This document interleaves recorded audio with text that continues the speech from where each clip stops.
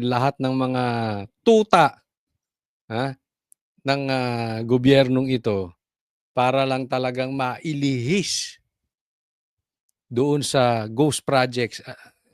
Ayan po yung sinabi sa amin ni Libiste, ayaw talaga nila yung investigasyon patungkol dito sa ghost projects at saka dito sa flood control scandal. Ayaw talaga nila. So, pinakita ko kanina at itutuloy po natin itong isa din sa kanilang punto para mailayo ang issue. Ito, hindi ko alam, naka-red alert po ang mga tuta. Pero itong si Tito Soto, baka ito ang tuta ng mga tuta. Ito, hari ng mga tuta. No? Pakinggan po natin ang sasabihin niyan. Tiniyak ni Soto na aaksyonan niya ang kaso forthwith. Matatandaang noong nakaraang taon sa ilalim ni dating SP Cheese Escudero.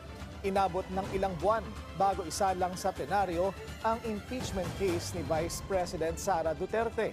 Naging issue ang salitang forthwith sa konstitusyon na hindi raw nasunod ng Senado noon para aksyonan agad ang reklamo.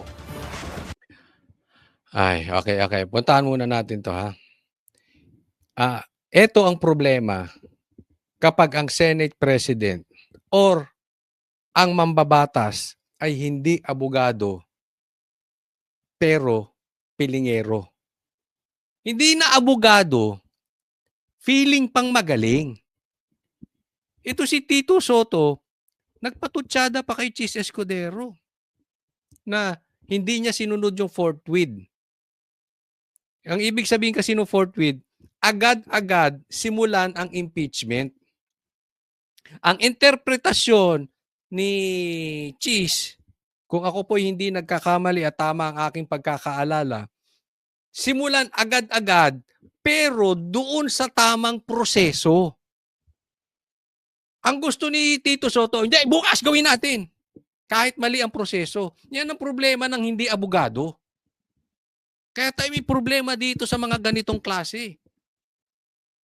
Sana man lang, alam mo, mas may bilib pa nga ako kay Lito Lapid eh. Alam niyo kung bakit?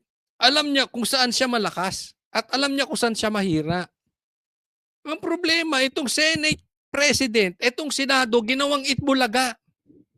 Ginawang noontime show. Kulang na lang, magpasayaw siya dyan ng kabit, magpasayaw siya dyan ng dancer niya. Hindi ba nagkaletse-letse? Ang ganda ng investigasyong ginagawa dyan sa Senado. Tumbok na natin si Tambaluslos. Siya na ang itinuturo ng isa sa mastermind, si Romualdez. Bakit napunta tayo kung saan-saan? Pumasok kayong dalawa ni Pinky Lacson. Nagkaletse-letse. Ang ganda ng ginawang investigasyon ni Cheese Escudero at ni Marcoleta dyan. Hindi ko po sila kinakampihan. Pero realidad, di ba? Papunta na tayo sa mastermind. Bigla tayong lumiko. Tapos mali ang interpretasyon mo ng forthwith. Papatunayan ko sa inyo tama yung desisyon ni Cheese. Bakit? Halimbawa, gusto nyo yung style ni Tito Soto. Forthwith na, kahit na mali ang proseso, simulan na natin ang impeachment na kay Sara. Tapos sinimulan. Anong desisyon ng Supreme Court? Void ab initio. Unconstitutional void ab initio yung impeachment. Anong ibig sabihin nun? Yung impeachment na sinampa, from the very beginning, illegal, mali, at ito ay parang hindi nangyari. It is as if walang impeachment ng ganap. Di parang gago yung Senado. Ano yung nililitis yung impeachment? Sinabi na ng Supreme Court, walang impeachment. Void ab initio. Di tamang lumalabas si Cheese, nasayang ang pera ng taong bayan. Nag-grandstanding lang kayo mga animal.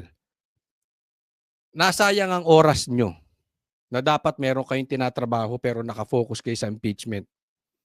Sabagay, excited kayo sa impeachment para matabunan yung flood control projects. Yan naman talaga purpose ninyo, mga animal kayo eh. 'Di ba? Oh. Illegal, unconstitutional to be exact. Ang sabi dun sa impeachment. Paki-explain. Wala bang staff tong si Tito Soto? Kaya nagmumukhang bobo eh.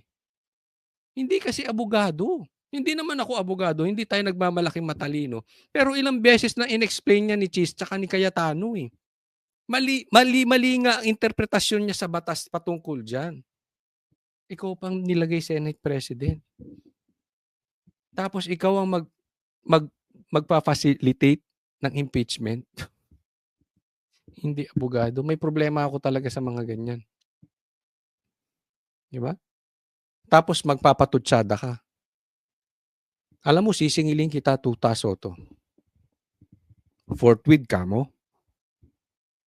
Pag ang na-impeach si Bongbong Marcos at hindi ka nag-forthwith according to your definition, tuta kang animal ka. Kasi, tandaan mo, may banta ng impeachment, sabay, i-impeach si BP Sara at si Bongbong. Baka mamaya, mauna pa si Bongbong. At baka pag si Bongbong ang na-impeach, mag-iba ka ng tono. Talagang aaraw-arawin kita. Hindi grave threat yun, aaraw-arawin kita dito. Panindigan mo yung forthwith mo, forthwith. Kasi ang batas, hindi double standard. Kung ganyan ang paniwala mo kay Sara, dapat ganun din ang paniwala mo kay Bongbong.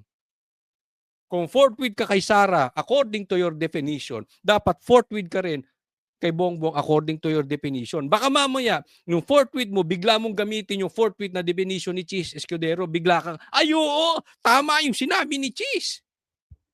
Tanga.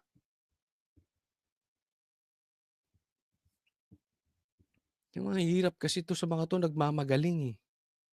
Ito si Tuta Soto, hindi ko talaga maintindihan eh.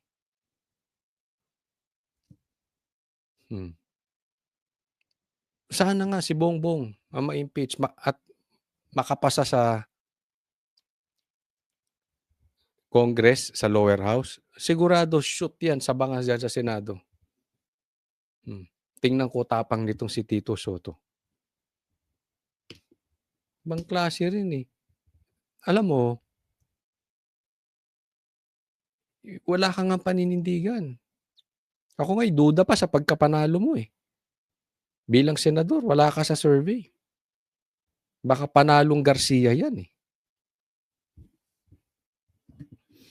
Panalong Comelec yan eh. Okay, hindi ko pinagbibintangan. But possible. Tapos,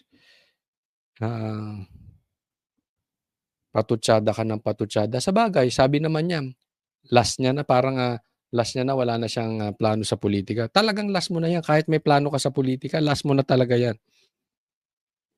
Nakita na ng tao yung totoo mo, Tito Soto eh. Kaya ako salute ako dito kay Cheese dahil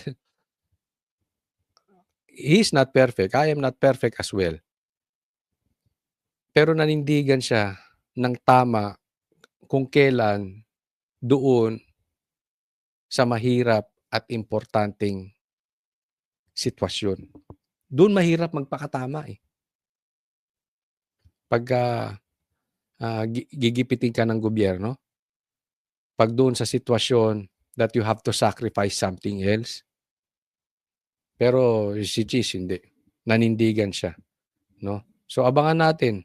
Magkakaloko-loko talaga impeachment dito under Tuta Soto.